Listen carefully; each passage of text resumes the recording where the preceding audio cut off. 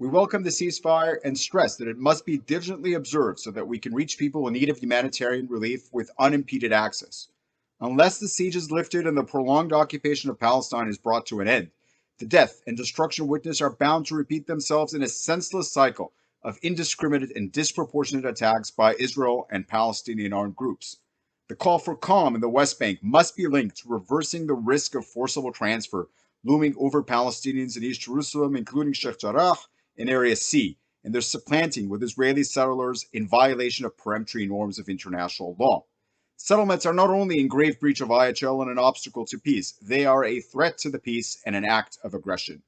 The protracted besiegement of Gaza must be redressed to ensure humanitarian plight is reduced, the maritime and air blockade and land closure lifted.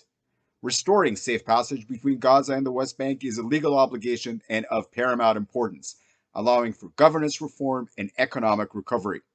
Addressing the question of Palestine, including the prolonged occupation maintained by Israel and the plight of Palestine refugees in the region, requires a revitalized international effort to arbitrate between the occupant and the occupied.